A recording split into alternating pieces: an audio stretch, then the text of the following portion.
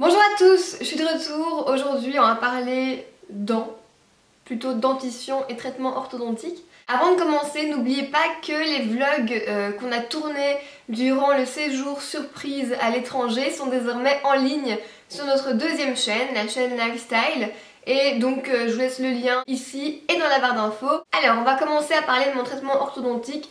Car vous savez, enfin non, tout le monde ne le savait pas vu que tout le monde ne l'a pas vu, mais pendant 7 mois, j'avais un appareil dentaire uniquement sur le haut et je l'ai enlevé la semaine dernière, mercredi, donc il y a une semaine. C'était pas du tout une vidéo que je prévoyais de faire et je pensais pas du tout que c'était un sujet qui aurait pu vous intéresser, mais vu les demandes, on en parle tout de suite. Pour commencer par le commencement, à 15 ans, j'ai porté un appareil dentaire, donc des bagues, toujours, pendant 2 ans. Mais le souci, c'est que je devais porter un palais de nuit, donc c'est juste un palais avec un fil métallique pour maintenir les dents dans leur position.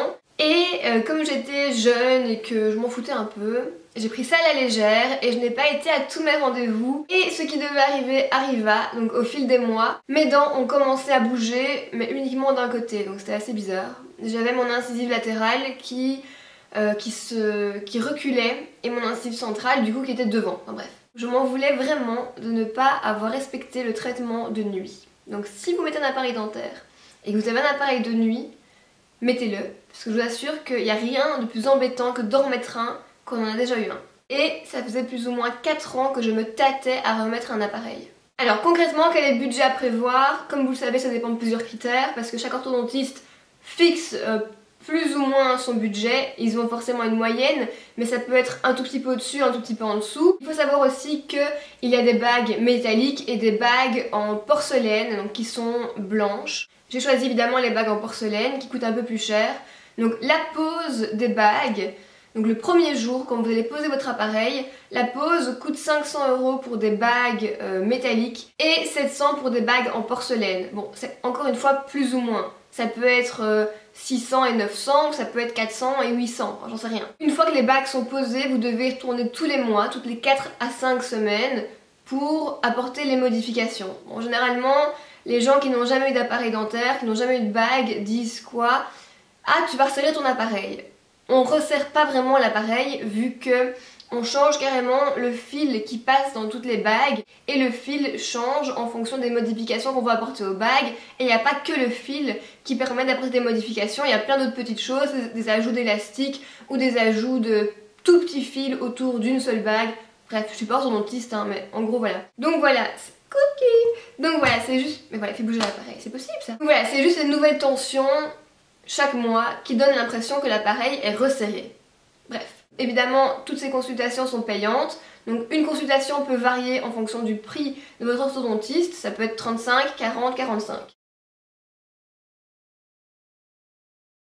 Bon, en fait, je vous dis tout ça, mais je sais pas si vous savez de quoi est composé un appareil, parce qu'on dit un appareil, mais c'est plein de petits éléments. Donc sur chaque dent, on pose une bague en porcelaine. Chaque bague a une rainure au milieu. Dans cette rainure, on passe un fil, donc qui passe dans la rainure de toutes les bagues.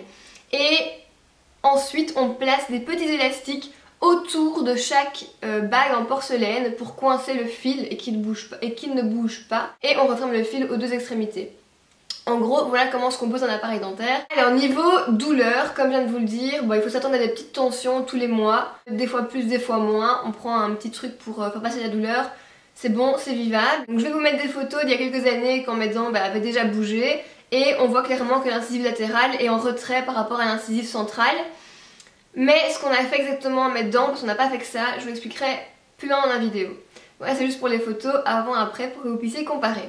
Maintenant, quel a été mon traitement exactement? Comme je vous l'ai dit, premièrement, il fallait réaligner toutes les dents vu qu'il y avait des décalages. Mais on n'a pas fait que ça. L'orthodontiste a fait quelque chose que ma première orthodontiste, parce que je n'ai pas été chez la même, je ne voulais pas, n'a pas fait. On a traité ce qu'on appelle la courbe de Spee. Avec mes explications et aucunement avec des explications professionnelles, c'est quand il y a un décalage de hauteur entre certaines dents. Donc dans mon cas, mes incisives et mes canines, je pense, oui, étaient plus basses que mes prémolaires et mes molaires.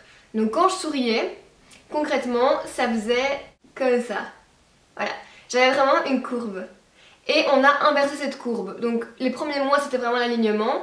Et les derniers mois, c'était vraiment remonter toutes les incisives et les canines pour les remettre à niveau et avoir une courbe de spi la plus droite possible. Et quand on essaie de résorber la courbe ou de l'inverser, on ne peut l'inverser que d'1 millimètre maximum par mois, parce que les dents ne bougent pas plus d'1 millimètre par mois. Et je trouve que cette inversion a tout changé. Si j'avais eu les dents bien alignées après 6 mois, mais qu'on n'avait pas réduit la courbe de spi, je pense que je n'aurais pas tant aimé le résultat.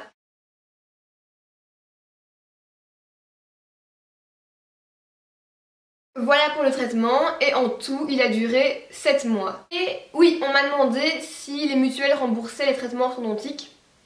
Alors je pense que dans mon cas, enfin non je pense pas, dans mon cas non, vu que c'est un traitement purement esthétique. Mais sinon, en Belgique en tout cas, les appareils dentaires ne sont plus remboursés au-dessus de 16 ans. Donc si vous avez 14 ans et que vous voulez pas mettre d'appareil dentaire mais que vous devez en mettre un, mettez-le. Juste vous dire de ne pas hésiter à mettre un appareil. J'ai hésité 4 ans et tous les jours quand j'avais l'appareil je disais à Enzo, purée je suis tellement contente que dans à peine quelques mois mon traitement soit terminé que j'aurais dû le mettre avant parce qu'il serait déjà terminé et je serais déjà tranquille. Donc n'hésitez absolument pas, mettez-le dès que vous pouvez le mettre, n'attendez pas, ne repoussez pas la date parce que je vous assure que ne pas aimer son sourire et ne pas aimer ses dents, il n'y a rien de pire. Sur Instagram, Twitter, Facebook, quand je vous ai dit que j'avais retiré mon appareil, beaucoup d'entre vous m'ont dit quelle chance, moi je le mets seulement dans X mois, je suis super stressée ou super triste ou super dégoûtée. Vous savez que moi, quand je l'ai mis, enfin quand je devais le mettre, j'étais hyper excitée et hyper pressée de le mettre. Limite je voulais avancer le rendez-vous pour le mettre le plus vite possible tellement j'étais contente d'enfin mettre un appareil dentaire. Que vous deviez en mettre un an ou 2 ans ou 3 ans, ne soyez pas triste ni dégoûté. Parce que dites-vous que c'est toute votre vie que vous serez contente. Donc mon seul conseil, si votre sourire ne vous satisfait pas, si vous hésitez depuis trop longtemps à mettre un appareil, sautez le pas.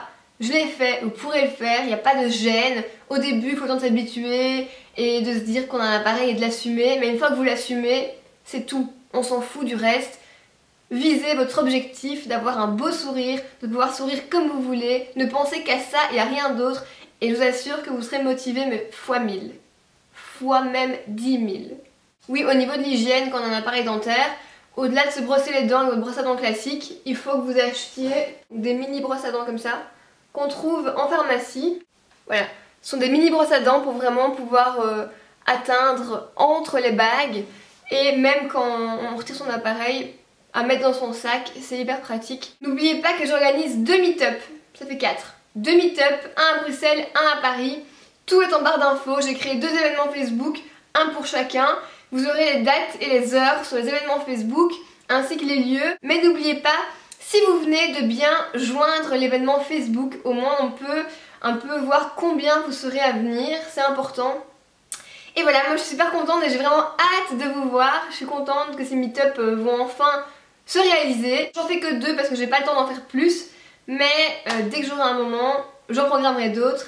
C'est promis. Enfin voilà, nous on se retrouve sur Facebook, Instagram, Twitter, tous les jours pour discuter et échanger. Tous mes pseudos sont en barre d'infos. Et on se retrouve sinon, je fais plein de mouvements de mes mains là. Et sinon, on se retrouve très vite dans une prochaine vidéo.